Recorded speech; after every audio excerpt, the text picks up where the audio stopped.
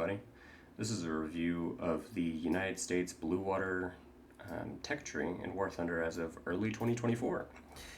So this is what the tech tree looks like. It's got 6 ranks, basically destroyers, some light cruisers, heavy cruisers, very good light cruisers, early battleships, and super dreadnoughts, and then you got battle cruisers, and eventually you'll have fast battleships and just regular battleships. Let's start off with the Litchfield, the starting vehicle. It's got 3-inch guns. You know, they do good damage against the PT boats that you'll find at 3.3. Nothing too fast or anything. 65 kilometers an hour. And torpedoes, which have limited usage at that BR, but 146, and they go 50 kilometers an hour, so not terrible. But the high explosive is decent. Basically one shots. If you hit things like center mass, it'll work. And we got base fuse, which is limited usage because nothing really has enough armor for that to work. Then we have the Barker, which is basically a direct upgrade. It has two 20 millimeters right here and right here, and it's got a little higher yielding torpedoes. So 224 instead of like 128 or whatever it was. So it'll kaboom anything at 3.3 that it comes up against. And then you have the Alwyn, the last of the rank 1 ships, which has these 5-inch 38 cannons, which are going to be on basically every ship henceforth. So let's get accustomed to the ammo types. You have these really high yield, I would say, 5-inch projectiles for high capacity rounds. Then you have the high pen or high yield, low pen sap round, and then the vice versa. And then you have these AAVT rounds, which are lethal against planes if you have a radar, that is. I mean, they're okay without the radar if you're good with the mouse aim, but the radar sight is fantastic with these. And then on the back you have the same mount, but they're not protected. So just keep that in mind. And they're also using the same 224 kilogram torpedoes. So they're pretty lethal. Then you have the Sumner, which has the first anti-frag ship, which, if you haven't played with them yet, U.S. anti-frag is basically invulnerable to low caliber high explosive shells. So if you're taking any DD explosive high caliber stuff or low caliber stuff, you're basically going to eat it up like nothing. And then you have this anti-frag here, which protects the engines. So it's very high protection, even though it doesn't look like it. 19 millimeters of armor thickness is, you're going to say it's not that much, but high explosive can't pen that if it's anti-frag. And then you have the turrets covered in the same thing, so you're not taking explosion damage to the turrets that much at least. 63 kilometers an hour top speed. They have very fast 25 degrees a second targeting speed, and then 22 rounds a minute. Especially if you ripple fire these things, they are deadly if you know what you're doing. Then you have the gearing, which is basically the same exact thing. I think maybe a little more AA, but that doesn't really matter. It's, I think, maybe 1 mile an hour or 1 kilometer an hour faster top speed, but it's indiscernible. That doesn't really matter. Then you have the Fletcher, which is just more reliable if you like having more turrets. Instead of 3, you have 5, and then they're all single mounts, so you'll have less DPM, but they're there. And then you have the Misher, which is on its own just a completely separate vehicle. I think this is post-war, and you have these beautiful. This thing has no armor, absolutely no armor. 68 kilometers an hour is fast as hell. You have these beautiful 54 caliber 127 millimeters with 2 rudders.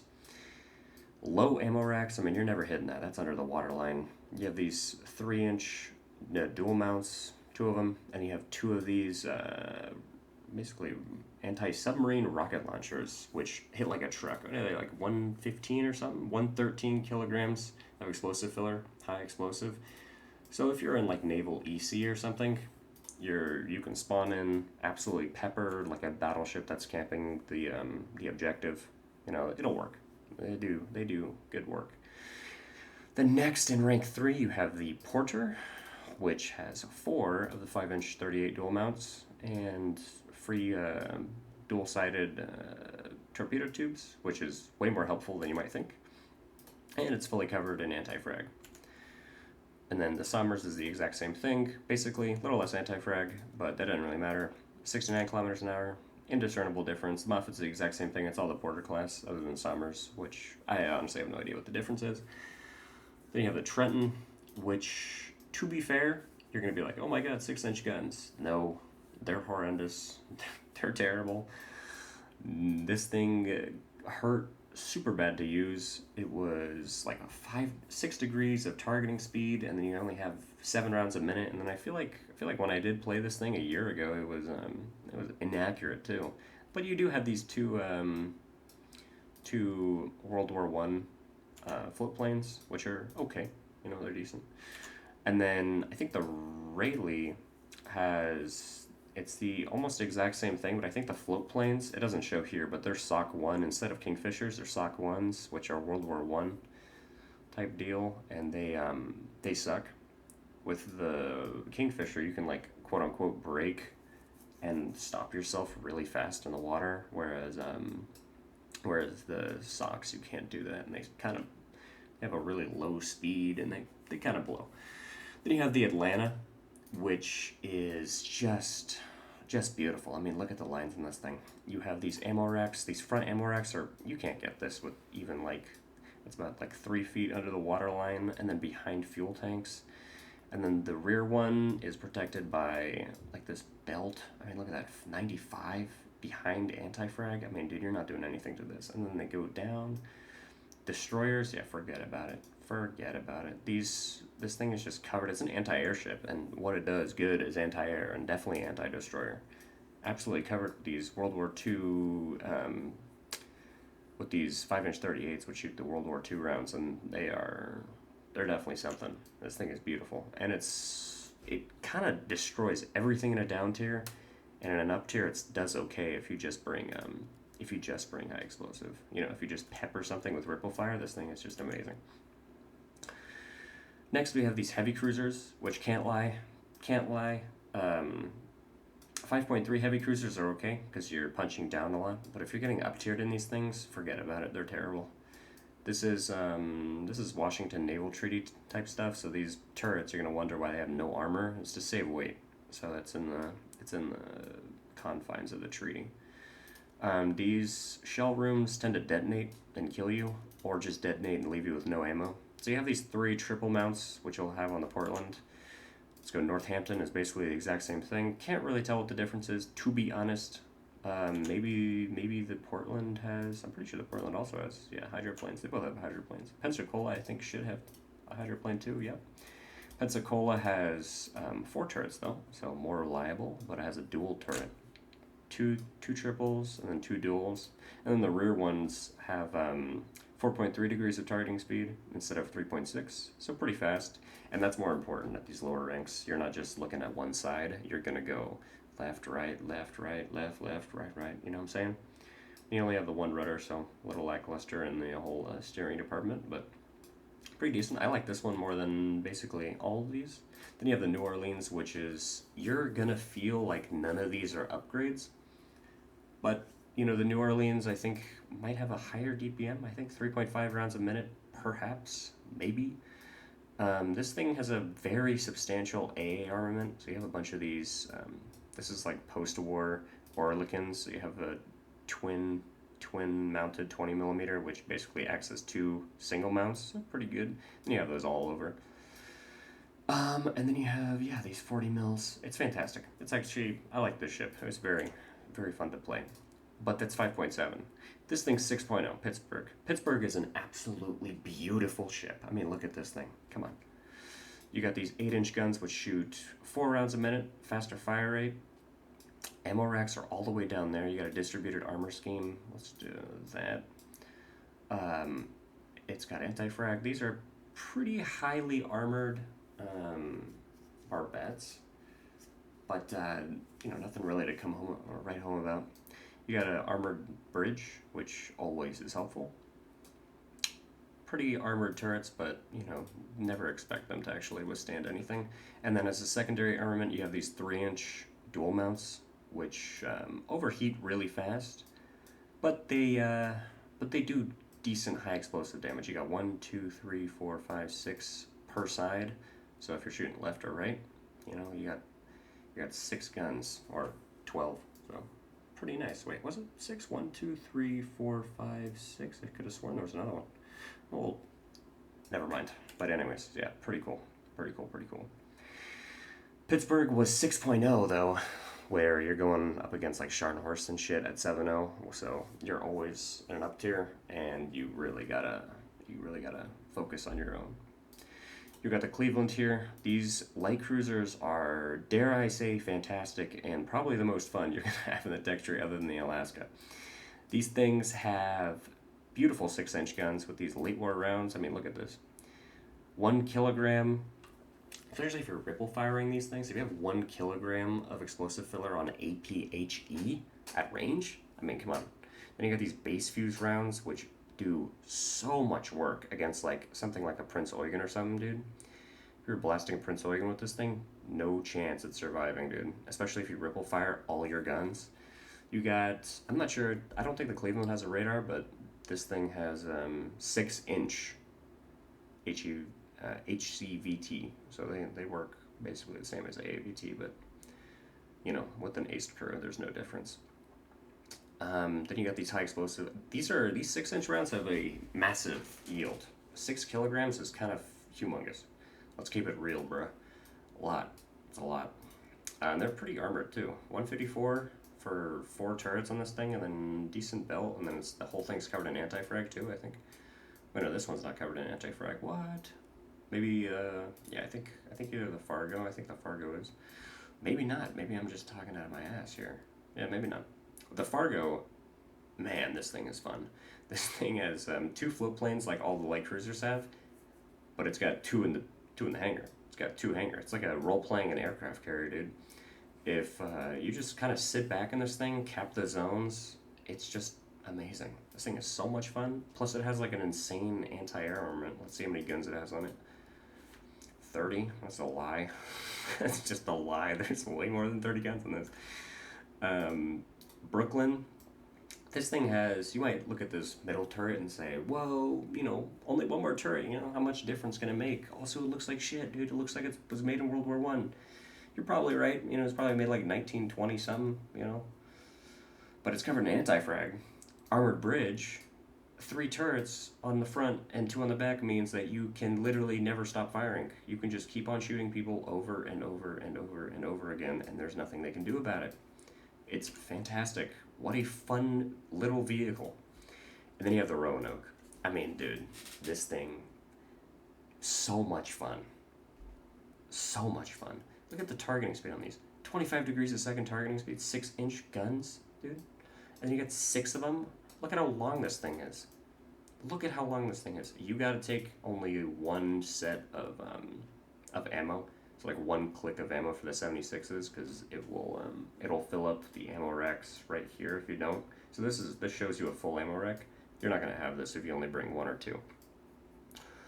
But you will get detonated a lot in this thing. Also, the secondary armament is crazy. You have 1, 2, 3, 4, 5, 6, 7 3-inch dual mounts on per side with this thing. Dude, you're gonna be overpressuring the hell out of basically anything, dude. If you just point at the turrets and hit the turrets over and over and over again, you can't be stopped.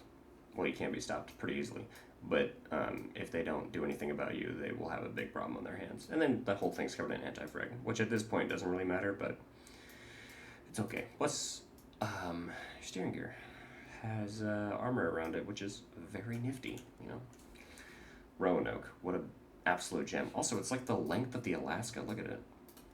Let's do this. And then let's go to the Alaska. Like, there's barely a difference. It's really long. Let's start with the early dreadnoughts of the North Dakota, which uses 12-inch 45 caliber guns, which I ain't gonna lie, Chief, suck really hard. They're really terrible. I mean, I'd say use the high explosive because, you know, it only matters about the yield and not the velocity or anything. We have 12-inch high explosive, very nice, very nice. And then we have APC BC, which has horrendous penetration, 264 at 10 kilometers. Like, bruh, are you serious? Like, that's terrible, you know? And then the middle gun, on top of that, the middle gun on rough sea states literally sucks ass. It is terrible. It doesn't activate. Like, you can't shoot at people. I don't know if I'm right here. I think it stops like right around here at this angle.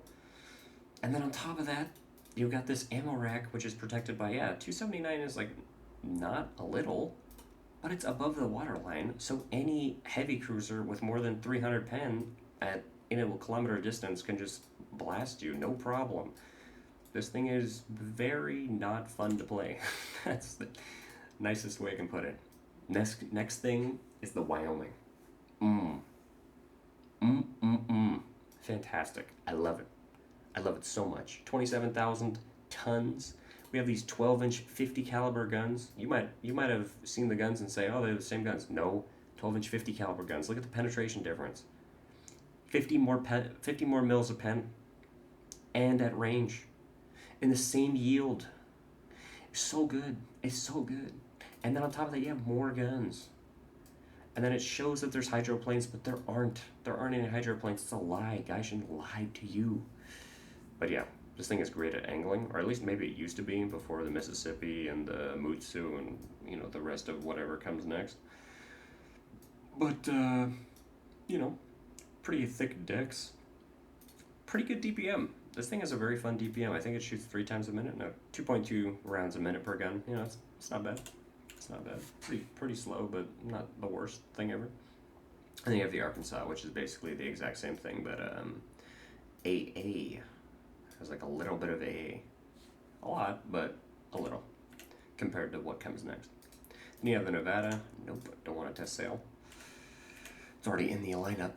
Let's give it a little gander. This thing has basically 40-second reload, 1.5 rounds a minute is horrendous. Then they're only 14-inch 45, but they're high yield. So 15 kilograms of explosive mass, and then at 10 kilometers, you see the difference in penetration. The same exact battle rating as the Wyoming. And the difference at 10 kilometers is like 150 or whatever that difference is. But yeah, these things have insane yield, insane size.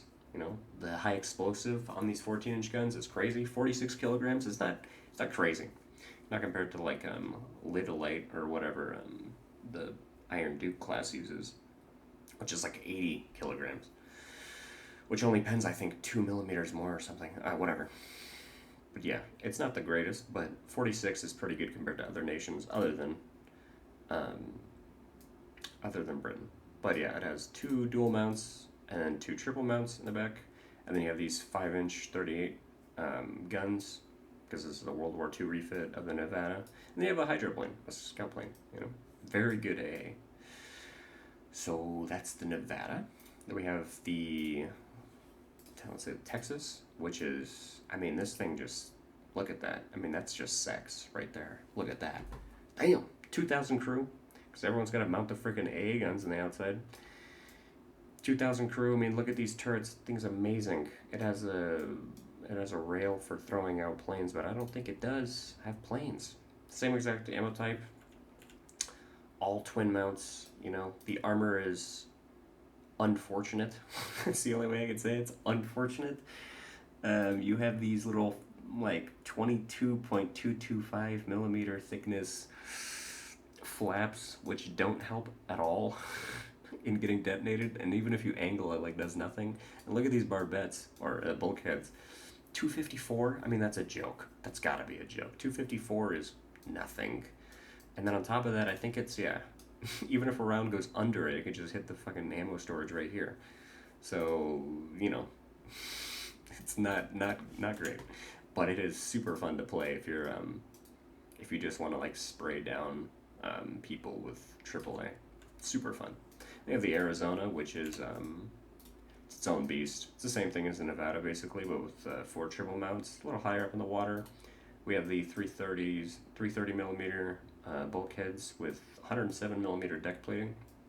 330 barbettes, very thick turret faces. What's that? That's probably around 800 or something, maybe. if you look at it from there. So yeah, this thing is pretty nice. I think, let's see what my KD right now is. Is in it. Arizona. 3 and 136, which is pretty nifty. I played most of these vehicles right around when the Scharnhorst was like the top dog and the high explosive changes weren't in, and you couldn't flood and stuff. So maybe with flooding it'd be a little different, but I think you basically have the exact same result if you played it. Like, if you reverse angle in all these United States standards, you can't really, you die, but if you reverse angle, a lot of people still shoot your forward magazine, and you're not really gonna detonate. It's pretty tough to come through at like this angle. And then also in the Mississippi, you've got a 139 millimeter deck plate, which I think there's one under too. Maybe, perhaps, maybe not, but whatever. Yeah, let's get to the Mississippi. This thing has the 50 caliber 14-inch rounds, which pen 714 at point blank, basically, which only have 10 kilograms of explosive filler, but 714 is like sniper rifle type stuff. This thing is very good at, like, if you can hit something perfectly, if you have lower yield and you hit it perfectly, it'll do the job anyway. With higher yield, you have to be you don't have to be precise at all. You can just hit wherever, kind of, and it'll blow up. But these lower yield stuff, you kind of have to aim a little bit. This thing has crazy AA armaments, like all the World War II refits have it. Then you have these beautiful turrets, which, I think it's like something like 1,200. Let's check it out right here. Mississippi APC-BC, off the side of the turret, that's 1,200.